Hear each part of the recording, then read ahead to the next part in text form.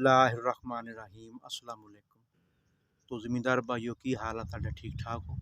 साड़ी दुआ कि अल्लाह ताला हर मुसलमान भाई नूं हर फार्मर नूं ईमान सलामती वाली लंबी जिंदगी ता फरमाए। तो साडा अज गंदम की फसल ते डिस्कस होएगी। अगर तुसीं नवें हैं तो साडे चैनल नूं सबसक्राइब कर लो तो बैल का बटन दबा दिओ। तो मेरे नाल मौजूद आ शौकत भाई ते इन्हां दे भी कोई सवाल आ ते इन्हां नूं पुछदे आ कि तुहाडे की सवाल आ जी शौकत भाई।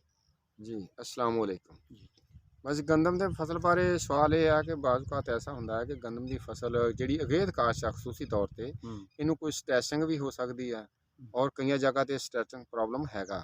ठीक है, इस तो हट के है कि बाज़ औक़ात गंदम की फसल जिहड़ी आ अगेत काश्त आ ਉਹਨੂੰ ਕੋਈ ਮਸਲਾ ਪੈਦਾ ਹੋਇਆ ਯਾਨੀ ਕਿ ਉਹ ਕੱਦ ਜ਼ਿਆਦਾ ਤੇ ਤੀਲੀ ਤੀਲੀ ਯਾਨੀ ਕਿ ਜਲਦੀ ਜਿਹਨੂੰ ਆਪਾਂ ਕਹਿੰਦੇ ਨਾਲੀ ਲੈ ਲਈ ਗੰਢ ਲੈ ਲਈ ਵੀ ਅਗਰ ਉਹ ਗੰਢ ਲੈ ਗਈ ਆ ਤੇ ਉਹਦਾ ਇਹ ਹੁੰਦਾ ਹੈ ਕਿ ਪੈਦਾਵਾਰ ਜ਼ਿਮੀਦਾਰ ਨੂੰ ਨਹੀਂ ਮਿਲਦੀ।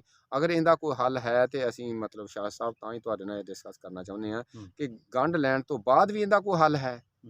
ठीक देखो, सानू अज जिन्ने भी सुन रहे आ देख रहे आ तो गंदम के बारे मैं दो तीन गल्लां डिस्कस करांगा कि बजाई वेले असी की तरीका अपनाया वा ते बजाई तो बाद असी पहला पानी लाया वा, बजाई वाले असी किहड़ी खुराक दित्ती आ, पहले पानी ते असी की कीता वा ते हुण दूसरा पानी चौंके असी लाउण जा रहे हैं ते हुण सानू की करना चाहिदा। ते बाई हुणां दा सवाल यह आ कि गंदम जिहड़ी आ कुछ तां स्ट्रैस च आई हुई आ ते कुछ तीला तीला वा, मतलब जिन्हों असी कह दिंदे आ कि उन्हें बूटा नहीं मारिया, झाड़ नहीं बनाया, लेकिन वो उपर नूं कद करदी जा रही है, गंढा बनाई जा रही है और सिट्टा निकलण दे मरहले दे विच दाखल होई जा रही है। देखो, सब तो पहले तो मैं गल करांगा कि साडा जिहड़ा सिंध दा काश्तकार आ ना, सिंध दे विच अमूमन ये चीज़ देखण च भी आई है, सुनने च भी आई है कि सिंध वाली जिहड़ी साडी गंदम आ ना, वो सिट्टा निकलण दे मरहले दे करीब आ, क्योंकि सिंध दा और साडा टैंपरेचर दा फर्क आ, वो साडे नालों तकरीबन 30-32 दिन अगे आ।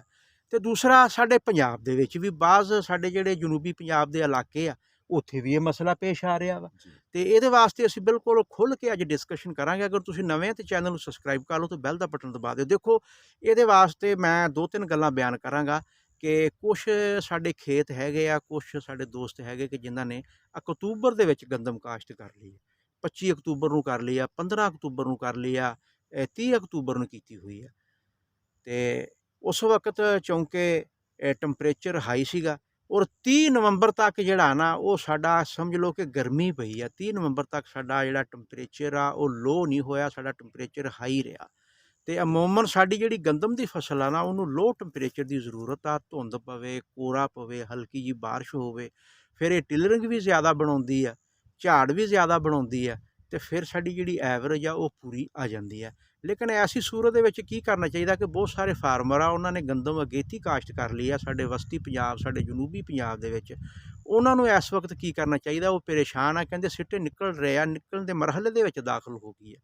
तो मैं तो यह कहांगा कि एक तां कि वो बंदे इहदियां कोई एक दो निशानियां हैगियां वा। देखो, जिस तरह तुसीं मेरे पिछे गंदम देख रहे हैं, ये कद वाले पासे ज़्यादा जा रही है, झाड़ घट बना रही है, जबकि इनू करना ये चाहिए सी कि झाड़ ज़्यादा बनाना चाहिए सीगा और कद इहदा रुकना चाहिए।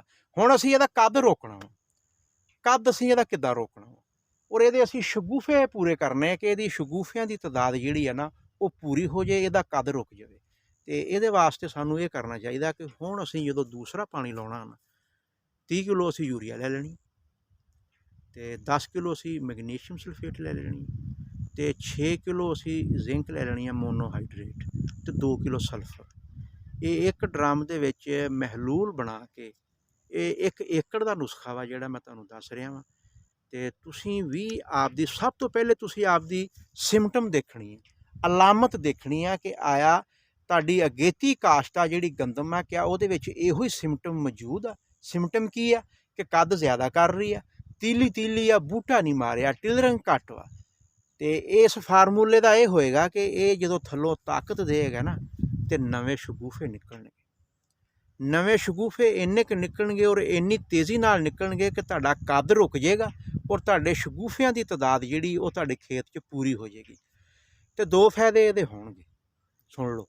एक तो तुहाडा कद रुक जाएगा, जो तुहाडा कद रुकेगा तो तुहाडे जिहड़े पहले तो शगूफे है ना ਉਹਨਾਂ ਦਾ ਜਿਹੜਾ ਸਿੱਟਾ ਨਿਕਲਣਾ ਨਾ ਉਹ ਥੋੜ੍ਹਾ ਜਿਹਾ ਲੇਟ ਹੋ ਜਾਏਗਾ, ਅਤੇ ਜਿਹੜੇ ਤੁਹਾਡੇ ਨਵੇਂ ਸ਼ਗੂਫੇ ਆ ਉਹ ਵੀ ਉਹਦੇ ਨਾਲ ਰਲ ਜਾਣਗੇ। ਅਤੇ ਕੈਸਾ ਫਾਰਮੂਲਾ ਵਾ, ਤੁਹਾਡੇ ਸਿੱਟਿਆਂ ਦੀ ਤਾਦਾਦ, ਤੁਹਾਡੇ ਦਾਣਿਆਂ ਦੀ ਤਾਦਾਦ ਔਰ ਹਰ ਚੀਜ਼ ਦੀ ਤਾਦਾਦ ਤੁਹਾਡੀ ਪੂਰੀ ਹੋ ਜਾਊਗੀ। 30 kilo urea, 10 kilo magnesium sulphate, 6 kilo zinc monohydrate ਅਤੇ 2 ਕਿਲੋ ਸਲਫਰ। ਅਤੇ ਇਹਦੇ ਨਾਲ ਹੀ ਅਸੀਂ ਇਜਾਜ਼ਤ ਚਾਹੁੰਦੇ ਜੀ। ਦੁਆਵਾਂ 'ਚ ਯਾਦ ਰੱਖਿਆ ਜੋ। ਅੱਲਾ ਬੇਲੀ।